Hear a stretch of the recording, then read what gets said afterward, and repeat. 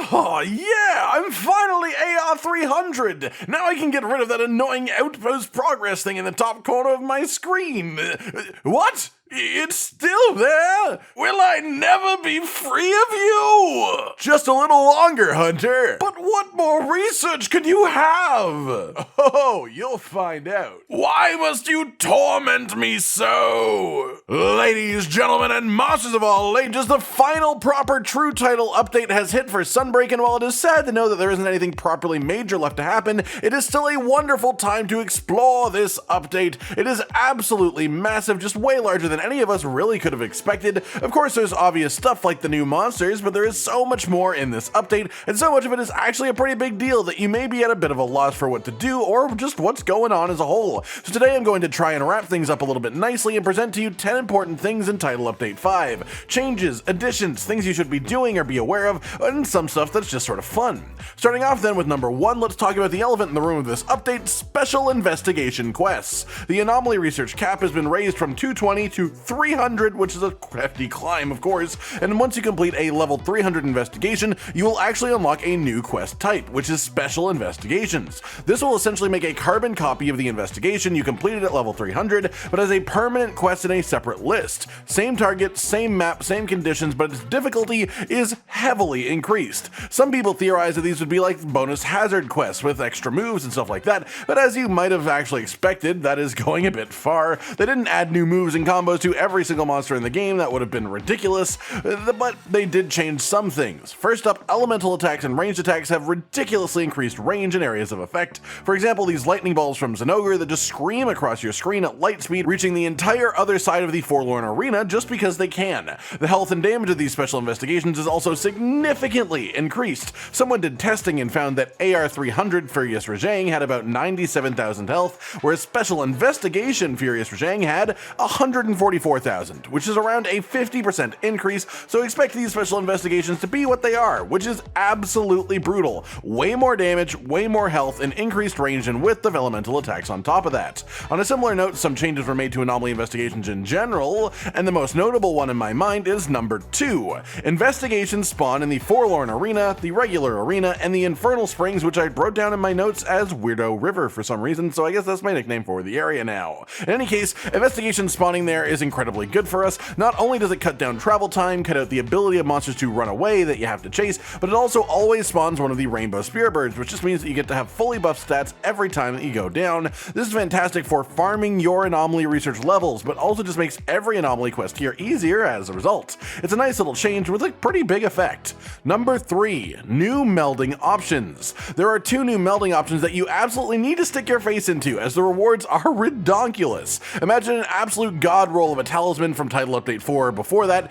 Now imagine yourself putting that thing through a recycler because it's nothing now. Obviously that's a slight exaggeration, the old god rolls are still pretty good talismans, but they're just sort of totally outclassed by the top end of the new melding system. This system can get you an incredibly solid talisman with only a few rolls to get there. First up, it feeds on afflicted monster materials and the anomaly research tickets that Bahari has been throwing at us for months, so we finally have a proper purpose for all these things that we've been farming. It has an expanded pool of skills in the first place, even including things like Frostcraft and even Dereliction, which is crazy, but even outside of that, the sheer number of skills that you can get on one talisman is nuts. You can fill out multiple skills on a singular talisman and then also get 3 2 slots for decorations. If that sounds crazy, it's because it is. That is just more power from a talisman than we could ever have dreamed of, and yet it's here right now. On top of that, we got a meld recycling option that let us recycle these new talismans for fresh ones, but not only that, when doing the recycle, you can target a specific skill, like attack boost for example, ensuring that all the recycled talismans will have attack boost on them, and all but guaranteeing you a pretty good attack talisman in the rewards.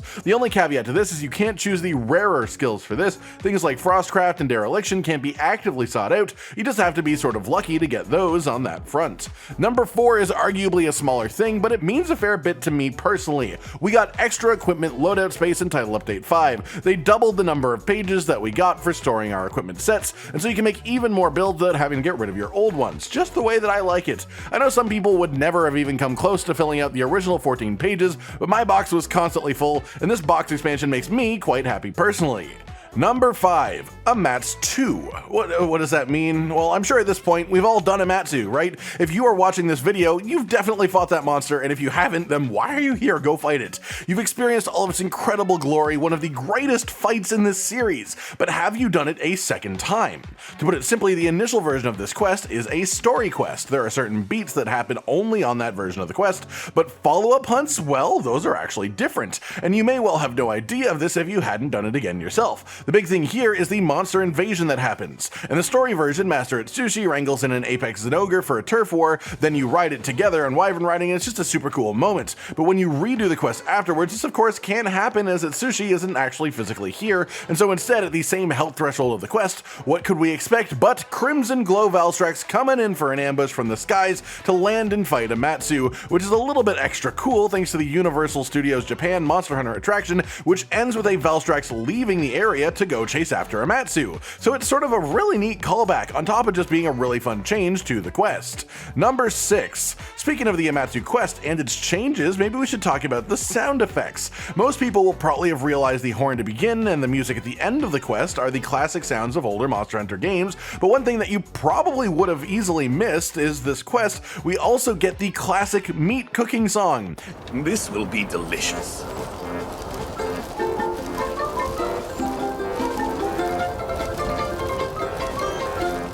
So tasty!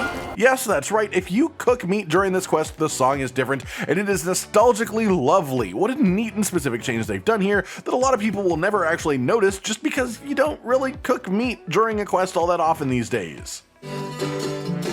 So good. Number 7, upgrade your armor. I know I say this pretty much every update, and yet it still applies every single time because I see tons of people getting hit for way more damage than they should be and saying that stuff is hard. Just upgrade your armor. Every title update has increased the maximum upgrade level of armor, and so even endgame tier armor can go up to like level 29 now, and you really shouldn't underestimate the amount of difference that this pile of defense makes. It is just such a big deal, and if you are struggling with any content, and you know that you haven't fully upgraded your armor since the title update, just go spend some spheres and some zenny and get it done. It will help you a lot. Number 8, something that you may not realize if you haven't read the full patch notes for the update, is there were actually some pretty significant weapon balance changes. Some of them are just smaller or numerical things like some greatsword and hammer attacks getting changed elemental values or increased power for wide shelling gun lances, but some are more major and more impactful. For example, Hunting Horn got about a 30% damage reduction effect added to the Sonic Barrier song, making it actually work like Rocksteady Mantle while it's active from World. They also had the effect duration of Silkbind Shockwave increase from 30 to 45 seconds. Lance had the Anchor Rage Silkbind buff increase from 20 to 30 seconds, and then Longsword got the absolute most changes by a mile. They made Harvest Moon almost twice the radius it had before, so it's actually somewhat comfortable to be within now. They removed the interaction where sheathing would delete the circle as well, and they've removed you getting knocked back if you get too close to the edge of the circle. This as a whole makes Harvest Moon actually playable without being annoying, and thus actually completely fixes a major issue with Longsword for Sunbreak. Number 9, weapon-specific rampage decorations. You may have seen these were here after you defeat Amatsu the first time. You can unlock new rampage decorations. 4 of them are for 1 weapon each, but in case you were wondering, for the most part, these are incredible. 3 out of 4 are extremely good. Guard Bash makes Lance literally just do a free counterattack when it blocks something without flinching hard, just a couple hundred damage for free every single time, like a guard point that you don't have to time, which is fantastic. You could literally just kill a monster with nothing but blocking by doing this, and it also has really good stun value as well. Insect Glaive got Supercharge, which literally doubles the power of any attack involving a Kinsect. This makes things like the big baseball swing thing do nuts damage, but even more notably turns Powder Vortex into a bomb that can do nearly 2,000 damage on average, with the maximum exceeding that a fair bit even further.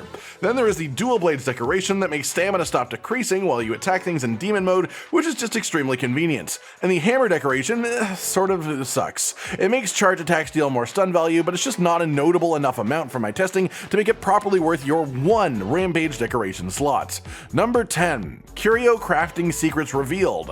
A new button input was added in Title Update 5, and it's a surprisingly useful and helpful one. Have you ever wondered exactly what skills you can hunt down through Qurious Crafting for your armor pieces? The list of skills in the game is long, and there are, for whatever reason, a few skills that you just cannot get through this system, so it's great to be able to know what can and cannot be found within it. Now, Now, all you have to do is press in your right stick when on the augmenting menu here, and you will get to see the full list, which includes even things like Frostcraft now, which in my experience, rolling for it, it is extremely rare to actually find, but it is there, it is in the pool. So if you want Frostcraft without Velkhana armor and your talisman luck has been poor, maybe give this a go instead, and you might get lucky. And that's it, everyone. 10 particularly important and interesting parts of Title Update 5 that I just wanted to share with you all. This has been a lovely title update, and realistically, it's sort of just getting started. We've had so many changes that we'll be messing with builds for weeks, finding the new best this or tankiest that, and just messing around with all the new stuff that is possible. I love update time, and this time it sort of feels like update time loves me too.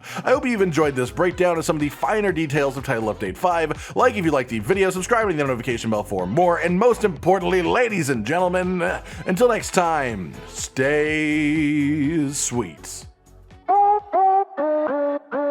Josh, Cotton, and Hollow with the videos, dropping the humor like a hammer on your tippy toes, bringing entertainment on a daily arrangement to take our insanity and turn it into entertainment. Yes, I said entertainment twice, to reiterate that it is nice to look into your faces on a mostly daily basis when you let us in your homes to make the whole world a stage. Goodbye.